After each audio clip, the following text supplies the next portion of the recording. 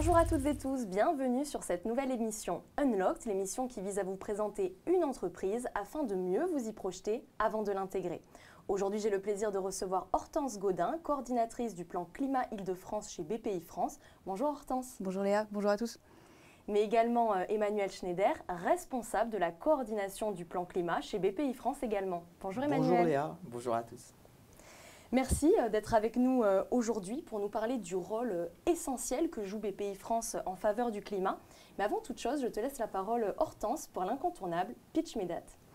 Allez, je prends ton challenge, Léa, avec grand plaisir. Donc pour pitcher BPI France en moins d'1 minute, si je ne m'abuse. C'est ça. Alors BPI France, c'est la banque publique d'investissement. Nous sommes du coup un organisme de financement et de développement des entreprises françaises. Et notre objectif est de dynamiser et rendre plus compétitive l'économie française via l'accompagnement et le financement des entreprises à tous leurs stades de développement. Donc ça va prendre plusieurs formes, comme par exemple le financement en crédit, en garantie, en aide à l'innovation ou en fonds propres. Et aujourd'hui, BPI France, c'est à peu près 3500 collaborateurs répartis dans 50 délégations régionales.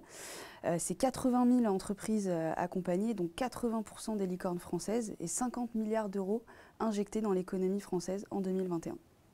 Alors BPI France, tu l'as dit, sa particularité, c'est que c'est public. Alors quelle différence avec une banque privée ? Eh bien effectivement, BPI France est une banque un peu atypique déjà de par son actionnariat. Donc nous sommes détenus à 50% par l'État français et à 50% par la Caisse des dépôts. Ensuite, notre rôle est notamment d'appuyer les politiques publiques conduites par l'État et les régions, à l'instar du plan France 2030 lancé en 2021. Et enfin, je dirais qu'en tant que banque, on ne propose pas que du financement. Le conseil, la formation, la mise en réseau ou les programmes d'accélérateurs font partie intégrante de notre offre qu'on propose aux startups, aux PME ou aux ETI. Et pourquoi vous avez lancé alors le plan climat? Et est-ce que l'actualité du moment, c'est-à-dire depuis 2 ans, la crise sanitaire ou encore plus récemment la guerre en Ukraine, est venue accélérer cette dynamique? Oui, tout à fait. On reste convaincus que ces sujets sont prioritaires. Et c'est notamment des réflexions qu'on avait eues assez en amont côté BPI France en fin 2019, début 2020. Donc c'est un sujet qui nous tient particulièrement à cœur et sur lequel on travaille déjà depuis quelques années. Et en fait, pour détailler un peu ces enjeux, en fait, nous, on a comme rôle également de sensibiliser les entreprises à ces enjeux. Parce qu'il faut reconnaître que tout ça, tout le changement climatique cause un réel emballement collectif. Tout le monde se pose des questions dessus. Les dirigeants sont majoritairement convaincus de l'urgence climatique. Par contre, ils ont des problèmes parfois à savoir quelles actions engager. Donc nous, on a comme objectif de faire de la pédagogie autour de ces enjeux et de les aider à identifier à la fois les risques et les opportunités liées à la transition écologique. Il faut savoir qu'au niveau des risques climatiques, on distingue 2 grandes catégories de risques, ce qu'on appelle les risques physiques. Donc ça, c'est les risques essentiellement géographiques, hausse de la température dans certaines régions, augmentation du niveau de la mer, fréquence plus élevée de catastrophes naturelles, par exemple, phénomènes de canicule, etc. Et on a les risques de transition, qui sont plutôt les risques indirects, liés à des changements de comportement de la part des pouvoirs publics, des consommateurs ou des donneurs d'ordre. Et tout ça, en fait, ce mouvement induit un certain nombre d'impacts sur les entreprises. Par exemple, elles ont de nouvelles réglementations à suivre. Elles ont également de la pression de la part de leurs financeurs, parce que leurs financeurs veulent que les entreprises s'engagent.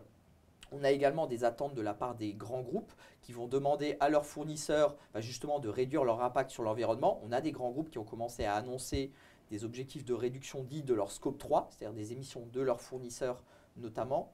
Et on a également, et on va en parler, des attentes de plus en plus fortes de la part des jeunes diplômés qui veulent intégrer des entreprises plus vertueuses. Et en fait, tout ce mouvement-là induit un mouvement collectif qui fait boule de neige et qui incite les entreprises à se bouger.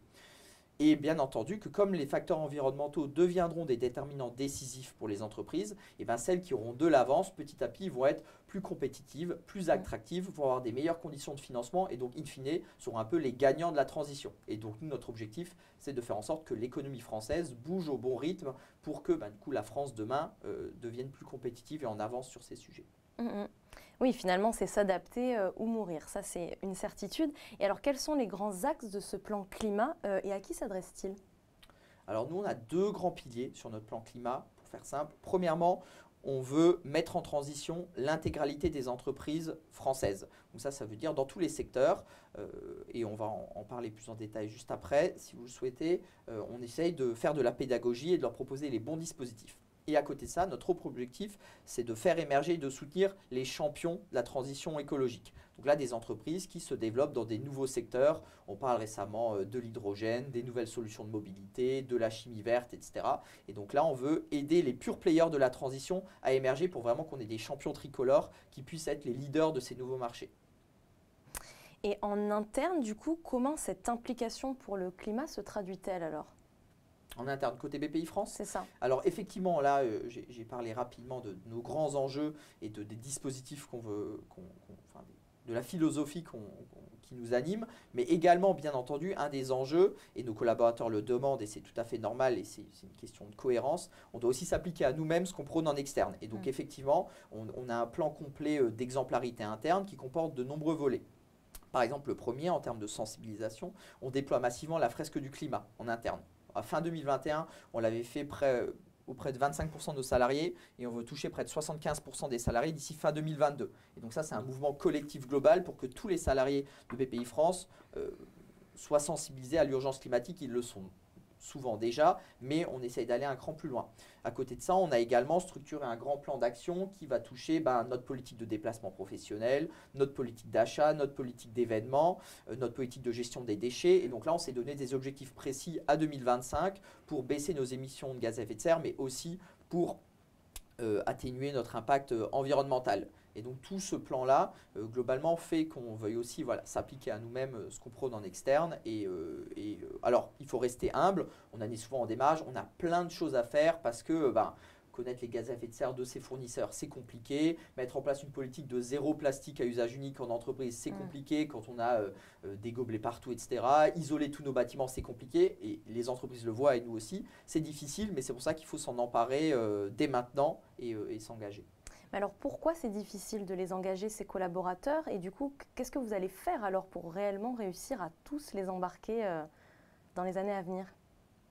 Alors, effectivement, c'est difficile tout d'abord parce que ça questionne tout notre fonctionnement quotidien, toutes nos logiques.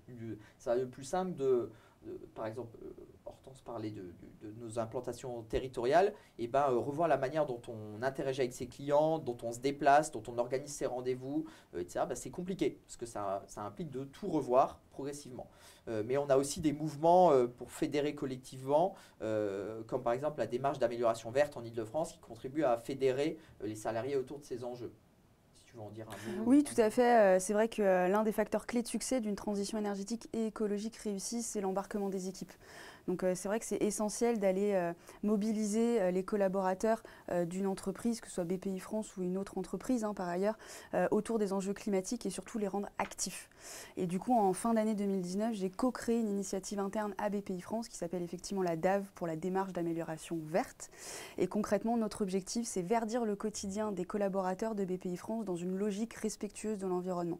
Donc de manière très concrète, ça va être l'installation de machines à café à grains, la possibilité de se faire livrer des paniers de fruits et légumes de saison directement au bureau, ou encore pouvoir suivre nos indicateurs de tri par exemple. Et en quoi, on le disait en préambule, l'actualité justement du moment vient d'autant plus sensibiliser et les collaborateurs et d'ailleurs les clients avec qui vous travaillez? Et c'est vrai que le climat est aujourd'hui à la bouche de toutes les dirigeants, les institutions publiques et même plus largement des pays. Donc c'est vrai qu'on comprend qu'il y a un véritable effet d'emballement sur ces enjeux-là et qu'aujourd'hui tout le monde veut s'en emparer, que ce soit les entreprises mais également les jeunes. Nous on se rend compte qu'en interne, le fait d'être banque du climat est un véritable déclencheur pour que les jeunes puissent postuler auprès de la maison. Vous parlez de l'actualité, effectivement, notre enjeu, et ça nous renforce dans notre conviction qu'il faut qu'on aille beaucoup plus loin sur tous nos leviers pour mettre en transition les entreprises. Donc, pour détailler un peu ça, effectivement, donc nous, on a tout d'abord, on a plusieurs grands leviers pour faire ça. Tout d'abord, la création de nouveaux produits d'accompagnement et de financement, le fait de transformer la manière dont on dialogue avec nos clients et aussi une communauté du coq vert dont on porte l'emblème aujourd'hui entre dirigeants. Peut-être Hortense, je te laisse parler des quelques produits qu'on a. Oui, tout à fait. Effectivement, on peut aussi vous donner des exemples peut-être un peu plus concrets de ce qu'on fait via le cadre du plan climat.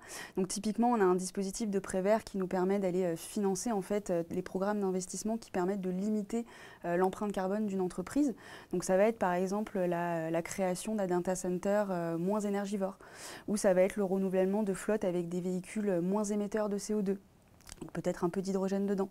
Ou ça va être également la rénovation thermique de bureaux pour en améliorer les performances énergétiques. Ça, c'est sur le pilier plutôt financement. Puis comme je vous l'ai expliqué tout à l'heure, il y a un pilier aussi accompagnement. Et là-dessus, on a réussi à aider les entreprises à définir des stratégies de mise en transition énergétique et écologique qui collaient à leur activité. Donc auprès de différents secteurs d'activité comme des laboratoires, des cabinets d'experts comptables, des hôtels ou même des usines. Et quel est le projet alors qui vous a le plus marqué ou dont vous êtes le plus fier ces dernières années ? Je dirais qu'effectivement, c'est la création de ce data center qui était particulièrement original. C'était la première fois qu'on voyait un tel projet en France et ça a été notamment fait de manière très intelligente. C'est-à-dire qu'on a surtout déplacé de manière géographique le data center pour le passer du sud de la France au nord de la France et pour tout simplement bénéficier de la météo du nord de la France qui est un peu plus clémente en termes de température et ainsi faire marcher le bon sens commun. Et si je peux me permettre, au-delà des produits dédiés que Hortense a détaillés, c'est-à-dire des nouveaux produits de financement qui permettent de financer des projets verts par nature des entreprises, nous on a un très fort enjeu, c'est de faire en sorte que les enjeux climatiques soient abordés dans tous les rendez-vous clients. C'est-à-dire que même si une entreprise ne vient pas avec un projet vert par nature, exactement comme ceux qu'Hortense a mentionnés, il faut qu'on les sensibilise à ces sujets. Et ça nécessite nous-mêmes en interne de former tous nos chargés d'affaires, chargés d'investissement et tous les interlocuteurs des entreprises à aborder ces sujets-là, à identifier les nouveaux risques, à avoir des exemples de questionnaires qu'ils peuvent utiliser en rendez-vous. Donc là, on rédige aussi des fiches actions synthétiques pour les dirigeants pour qu'ils sachent quel type d'action ils peuvent mener à plus ou moins court terme, plus ou moins facile à mettre en œuvre. Donc ça, c'est important et on essaye de proposer des conditions vertueuses pour les entreprises qui ont déjà fait des choses pour leur permettre d'aller plus loin. Et donc tout ça contribue à transformer, à enrichir notre dialogue client au quotidien. Ça ne se fait pas du jour au lendemain, mais c'est aussi notre rôle de mettre en œuvre ces sortes de mouvements de transformation et de métamorphose collectif. Et le principal argument que vous mettez en avant, est-ce que c'est cette rentabilité du coup long terme dont on vient de parler il y a quelques minutes ? Alors, c'est une très bonne remarque. En effet, alors nous, on parlait du côté public chez BPI-France. Il faut déjà savoir que dans les projets de transition, selon un certain nombre d'estimations, on a à peu près un projet sur deux qui n'a pas encore de ROI par rapport au prix du carbone, donc de retour sur investissement. Donc ça veut dire qu'il y a une grande partie des projets qui nécessitent une aide et un accompagnement public. Donc déjà, ça veut dire qu'on ne peut pas chercher que de la rentabilité financière. Il y en a dans certains cas, en tout cas pas dans les projets les plus amont. Et donc ça veut dire qu'effectivement, il faut qu'on sensibilise les dirigeants sur d'autres volets que l'aspect financier. Dans certains cas, ça fait sens. Dans d'autres cas, comme la mobilité, le renouvellement de flotte, aujourd'hui, investir dans des véhicules à hydrogène ou des véhicules pas carbone, dans certains cas, ça ne fait pas encore sens du point de vue économique. Par contre, ça peut avoir un enjeu pour gagner des nouveaux marchés, pour attirer des talents, pour se préparer à l'avenir. Et donc, il y a d'autres formes de rationnel derrière. Et ça, c'est important de prendre en compte tous les enjeux d'un problème. Voilà. Et donc ça nécessite aussi d'avoir une vision un peu globale de ces enjeux. Et que demain, les critères extra-financiers seront a priori de plus en plus prégnants. Important, exactement. C'est ça.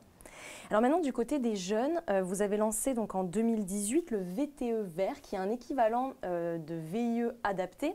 Le VIE parle peut-être davantage aux jeunes. Est-ce que du coup, vous pourriez peut-être nous en dire plus ? Parce que c'est encore peu connu. Oui, c'est vrai que c'est un dispositif encore peu connu, mais qui est pour autant très intéressant aussi bien pour les entreprises que les jeunes, puisque le VTE, donc c'est le volontariat territorial en entreprise, donc qui vise à inciter les étudiants et les jeunes diplômés de l'enseignement supérieur à se tourner vers les PME et les ETI.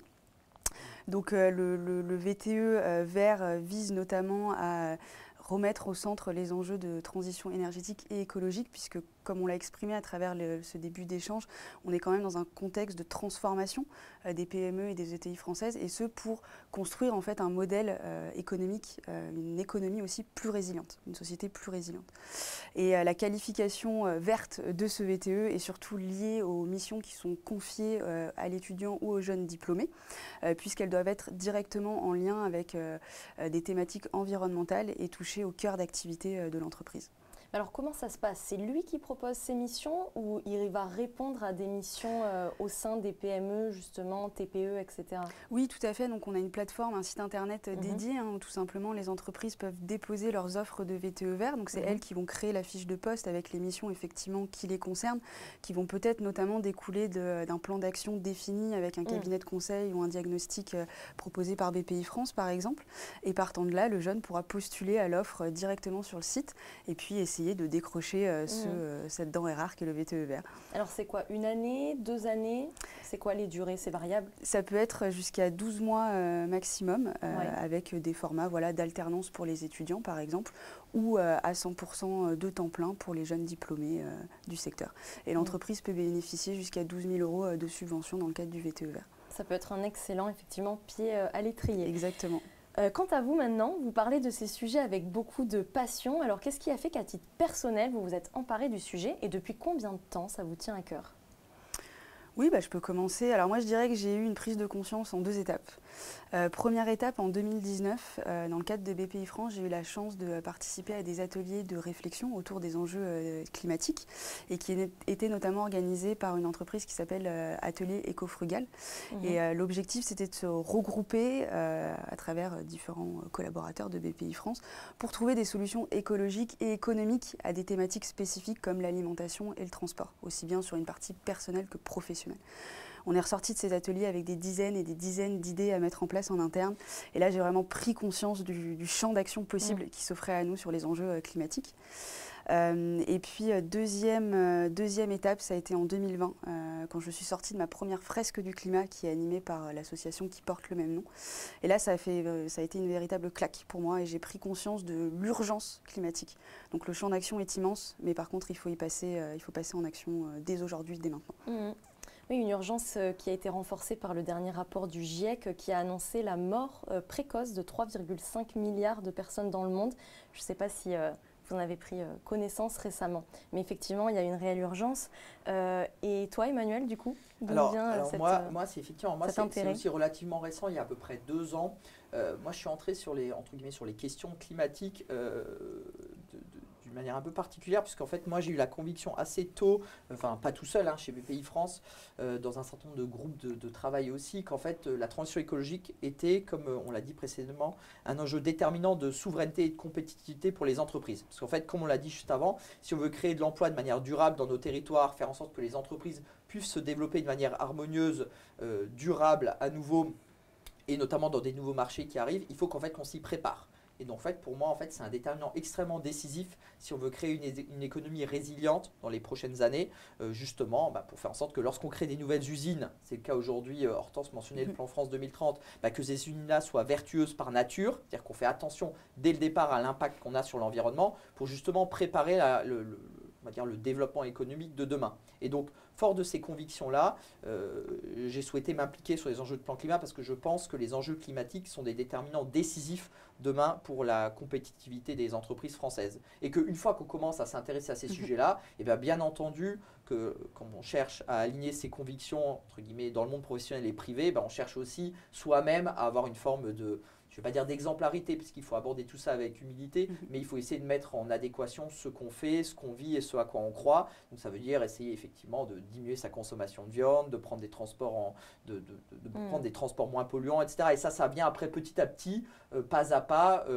Plus on réfléchit à la question, plus on s'informe, plus on arrive à trouver des leviers d'action. Et c'est un peu ce qu'on voit aussi avec les dirigeants. C'est que souvent, des actions le plus dur, c'est de faire le premier pas, puisqu'une fois qu'on a commencé à se mettre en mouvement, le reste vient assez naturellement. Mais c'est souvent ce début-là qui est un peu difficile. Et peu importe de quelle manière on entre sur ces questions, l'important c'est de commencer à s'y intéresser et de commencer à agir. Et d'ailleurs, ce que tu me disais tout à l'heure, c'est que quand on ouvre après une porte, tu me disais qu'il y en a 3 autres qui s'ouvrent et en fait, c'est un sujet qui n'a pas de limite. C'est ça, on se rend compte en interne. Commence à s'y intéresser. C'est ça, on se rend compte en interne, nous, quand on commençait il y a maintenant un peu moins de 2 ans à mettre en œuvre ce plan climat qui a accéléré après le premier confinement. En fait, on se rend compte que dès qu'on a l'impression de craquer un chantier, que ce soit des sujets de formation, des enjeux auprès des dirigeants, le lancement d'un dispositif d'accompagnement, et en fait, que dès qu'on le lance ça, on se rend compte qu'il y a des nouveaux besoins à adresser derrière, que les dirigeants en veulent encore plus. Je prends l'exemple, là, on n'a pas mentionné les dispositifs, mais on a lancé en septembre 2020 un diagnostic dit écoflux qui permet à une entreprise de faire la cartographie de sa consommation énergétique, de sa consommation de matière, consommation d'eau et ses déchets, et de mettre en place des plans d'action pour les réduire.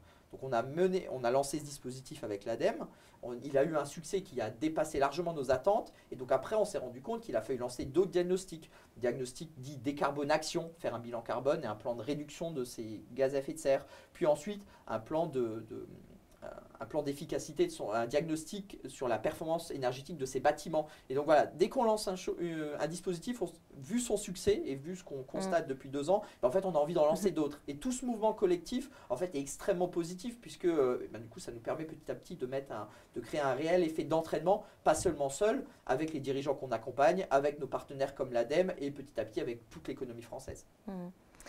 Alors des jeunes passionnés comme vous, il y en a des milliers partout à travers le monde qui descendent dans la rue pour manifester par milliers, donc je le disais, sous l'impulsion notamment de la Suédoise Greta Thunberg. Alors s'ils veulent agir, ces jeunes ici en France, est-ce que c'est le bon moment pour eux de candidater par exemple chez BPI France ? Oui, je pense que c'est toujours le bon moment de candidater chez BPI France. Il n'y a pas de période visée spécifiquement, mais en tout cas, s'ils souhaitent s'engager en faveur du climat et de la transition énergétique et écologique de l'économie française à proprement parler, à ce moment-là, les portes leur sont ouvertes et ils sont les bienvenus pour aller déposer un CV sur notre site internet. Il faut savoir qu'effectivement, nous, notamment, comme Hortense l'a dit, avec les moyens nouveaux qu'on a eus, que ce soit avec lors de la crise, du plan de relance et tous les plans qui se préparent, notamment France 2030, on a effectivement, BPI France a beaucoup de missions à exercer, et que nous, par exemple, on recrute 550 stagiaires et alternants en 2022, et donc on a effectivement beaucoup de missions, beaucoup d'enjeux importants pour préparer du coup le monde de demain chez BPI France. Et eux, alors, comment ils peuvent se préparer au mieux pour l'entretien qui les attendrait s'ils candidataient chez vous ? Eh bien, tout simplement de bien préparer un CV, une bonne lettre de motivation, et puis après, tout simplement être aussi assez naturel en entretien au cours des différents entretiens RH ou avec les managers qu'ils vont pouvoir rencontrer. Nous, on est vraiment une entreprise, une maison axée sur la bienveillance, l'entraide et le volontarisme. Donc, en tout cas, ils pourront aussi répondre aux missions de stagiaires, mais aussi s'engager davantage dans la maison s'ils le souhaitent, et par exemple sur des enjeux environnementaux, en rejoignant la DAV en interne ou en lançant aussi des initiatives, puisqu'ils peuvent le faire même en tant que stagiaires, alternants ou jeunes recrutés. Donc, on est vraiment à la recherche d'une force vive et de profils force de proposition et qui souhaitent s'engager auprès de l'économie française et des entreprises. Et puis peut-être qu'au regard justement de cet investissement de leur part, il peut y avoir des perspectives après derrière, bien évidemment, après les stages et les alternances. Tout à fait, évidemment. D'embauche. Évidemment, des perspectives d'embauche par la suite sur des CDI ou effectivement des contrats à plus longue durée. C'est toujours motivant quand on est un jeune de remettre après à profit effectivement derrière tout ce qu'on aura appris pendant 6 mois de stage ou 1 an d'alternance. Est-ce que vous avez un dernier mot justement à ajouter avant de clore cette émission, un conseil alors recommandé Eh bien, écoutez, on attend vos CV auprès de la Banque du Climat et puis on sera ravis de vous rencontrer. Super, je pense que le message est passé. Merci infiniment en tout cas à tous les deux d'être venus nous parler des solutions mises en place par BPI France pour lutter contre le réchauffement climatique, on l'a dit, qui nous préoccupe tous. Donc BPI France, je le rappelle, est labellisé Happy Trainees, donc il y a un gage de qualité justement pour ses stagiaires et alternants, et aussi meilleur employeur sur Glassdoor. Donc c'est super, vous pouvez en être fiers. En tout cas, merci pour tout, merci d'avoir été avec nous aujourd'hui. Merci beaucoup Léa, merci à tous. Et quant à vous, je vous donne rendez-vous pour un prochain épisode Unlocked.